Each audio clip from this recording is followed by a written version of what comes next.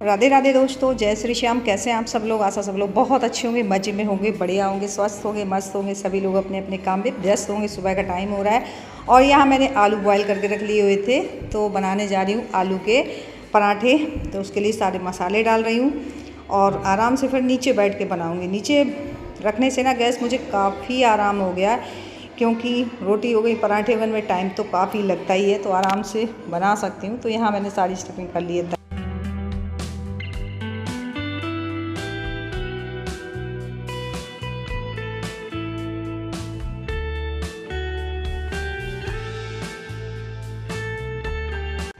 और फ्रेंड्स, बच्चों का भी टाइम हो गया, सबका ही टाइम होने चला धीरे धीरे।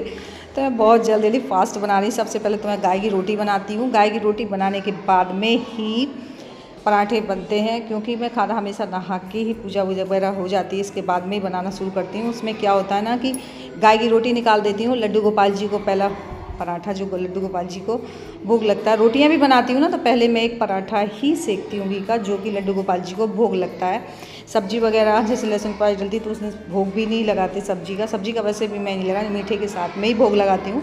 सब्जी उसी दिन भोग लगाते हैं प्रसाद में, जब मैं लहसुन प्याज नहीं डालती हूँ।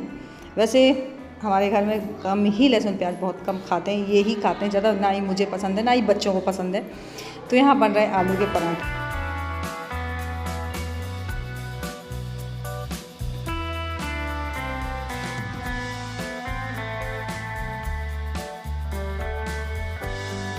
और फिर हमें गोलू के काम से आना था, तो हम तीनों लोग निकल आए हैं। इसके बाद में ये हमें छोड़ के चले गए, तो हम लोग पैदल ही जा रहे थे। गोलू अपने लिए नाश्ता लेके जा रहे हुए हैं।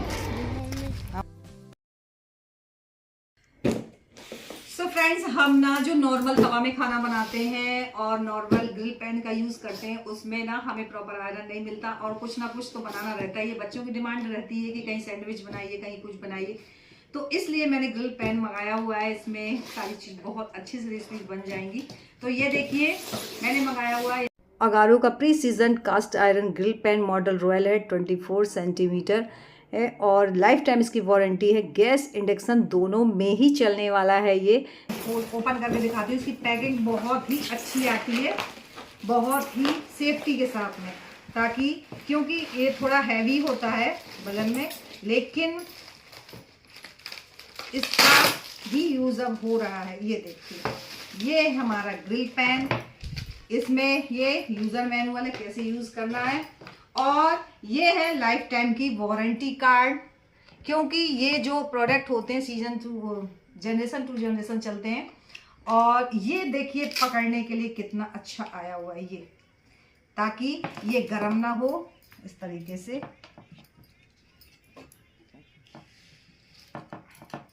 ये देखिए, ये पकड़ने के लिए है, तो ताकि ये गर्म भी नहीं रहेगा बिल्कुल भी।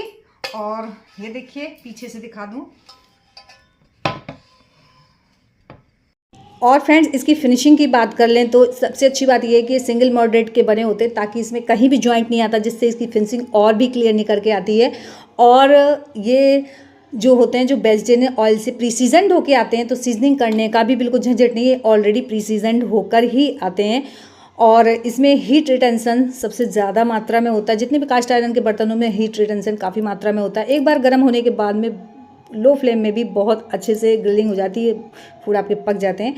तो सबसे अच्छी बात यह है कि जो नॉर्मल आयरन के बर्तन होते हैं उनमें जो प्रॉपर आयरन लीच नहीं होता, लेकिन कास्ट आयरन के जितने भी बर्तन होते हैं उनमें आयरन प्रॉपर लीच होता है, जो कि हमारी सेहत के लिए बहुत लाभदायक है।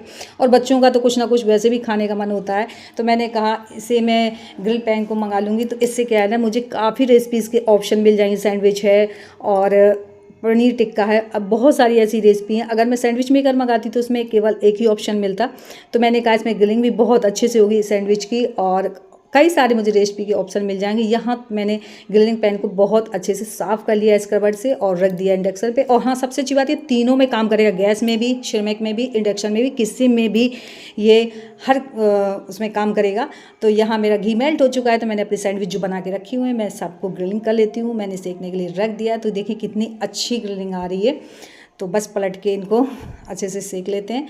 तो यहाँ देखिए हमारे सैंडविच जो बन के हो गए। हाँ फ्रेंड्स, गोलू ने किया हुआ ट्राई, बोला था बहुत टेस्टी बनी है मम्मी, बहुत अच्छी लगी, मज़ा आ गया। चलो बढ़िया, बच्चों का कुछ तो मनपसंद बना।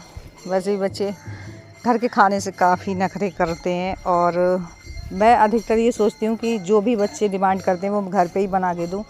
जब नहीं होता तो फिर वो तो लेके आते ही हैं, क्योंकि बच्चों का कुछ ना कुछ खाने का तो अलग मन ही करता है। रोज़ रोटी और पूरी पराठा खा के तो वैसे भी उब जाते हैं। वो तो बोलता है लंच बॉक्स में भी मम्मी मेरे लिए कुछ बनाओ, लेकिन लंच बॉक्स के लिए सुबह ना इतना टाइम ही नहीं रहता कि मैं कुछ बना सकूं। मैं जो कुछ बनाती हूँ उनके लिए शाम के ही बनाती हूँ। कभी कभी टाइम रहता है तो बना भी देती हूँ, ऐसी बात नहीं, लेकिन अगर बच्चे सोचें कि हमेशा बना दें तो ऐसा नहीं हो पाता। तो यहाँ कद्दू काट लिया था, तो अब मैं आ गई हूँ किचन में। तो हमारी बन रही है कद्दू की सब्ज़ी, और बच्चों को ना लौकी हो गई, कद्दू हो गया, तोरई हो गई, इन सारी सब्जियों से थोड़ी एलर्जी रहती है। लेकिन यही सारी सब्जियां हमारे लिए काफ़ी लाभदायक होती हैं, लेकिन बच्चों को पता नहीं क्यों इन सब्जियों से एलर्जी रहती है। तो यहाँ मैं बनाने जा रही हूँ सब्जी, और सब्जी बनाने के बाद में यहाँ ये चावल रखे हुए थे बोरी के, तो यहाँ मैं पलट रही थी कंटेनर में, ताकि इन्हें बंद करके अच्छे से रख सकूँ। क्योंकि बरसात में चावल हो गया, गेहूँ हो गया, इन सब में कीड़े लगने का डर ही रहता है। तो अच्छे से रख रही हूँ भर के, और इसमें गोलियाँ जो आती हैं वो लगा के रख दूँगी, मधुरस वाली, वो हार्मफुल नहीं होती, तो उनसे क्या है ना, कीड़े वगैरह नहीं लगते हैं। तो बस मैं वही भर रही थी। तो गोलू काफ़ी हंस रहा था। और फ्रेंड्स, यहाँ गोलू कर रहा था होमवर्क। तो जब बच्चे होमवर्क करते हैं ना, तो मुझे थोड़ा थोड़ा इनके पास में बैठना होता ही है। सारी चीज़, जो चीज़ इन्हें समझ में नहीं आती वो सारी चीज़ मुझे क्लियर करनी होती है। जैसे इंग्लिश में हो गया, मैथ में हो गया, सारी चीज़ें जब उन्हें डाउट क्लियर हो जाता है ना, तो उन्हें भी दिक्कत नहीं रहती। तो थोड़ा ना थोड़ा टाइम निकाल के मैं बच्चों के पास बैठती हूँ, चाहे कितनी भी बिज़ी हूँ, लेकिन थोड़ा ना बच्चों को टाइम देना ज़रूरी है भी।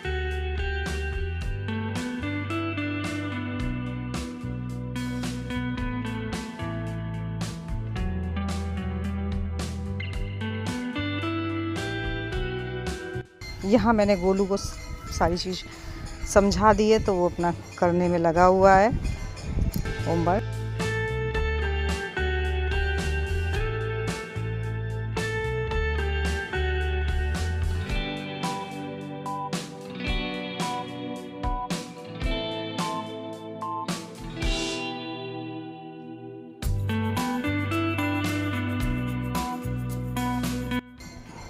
और फ्रेंड्स, हमारे भगवान की झांकी जो मैंने जन्माष्टमी पे सजाई हुई थी, कितनी सुंदर लग रही है, आप लोग देख लीजिए। अब ये छठी के दिन तक ही ऐसी रहेगी, छठी की जो हो जाएगी ना भगवान की, तब जाके झांकी को हटाएंगे। 6 दिन तक झांकी ऐसी ही रहती है। तो यहाँ झांकी की लाइटिंग कर दी ऑन गोलू ने आके।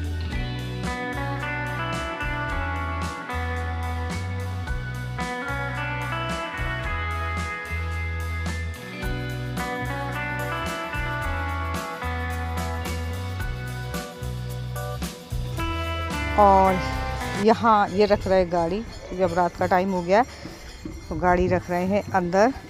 तो लाइट ना गैलरी की बंद ही कर देते हैं, क्योंकि कीड़े सच में काफ़ी आते हैं। अगर बाहर आ गए ना तो अंदर आने में टाइम नहीं लगता, कीड़ों की वजह से लाइट ऑफ ही करनी पड़ती है।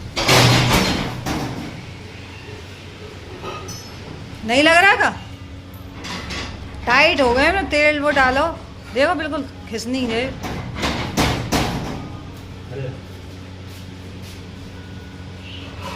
टाइट है बहुत,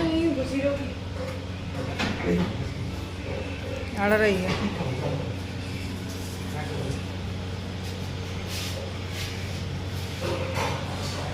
कचड़ा आएगा है, कचड़ा नहीं, कुछ टाइट है भी, कचड़ा तो है ही, टाइट है भी।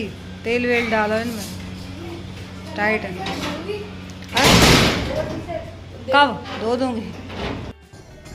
तो बस फ्रेंड्स, यहीं पे करूँगी ब्लॉग की एंडिंग। और मेरा आज का ब्लॉग कैसा लगा, थोड़ा सा भी अच्छा लगा तो लाइक ज़रूर कर लीजिएगा, न्यू है तो जल्दी सब्सक्राइब कर लीजिए, ताकि मेरे ब्लॉग कोई मिस ना हो, यूँ ही आप तक पहुँचते रहे। मिलती हूँ फिर एक अच्छे नेक्स्ट ब्लॉग में, तब तक के लिए बाय, राधे राधे सभी को, जय श्री श्याम।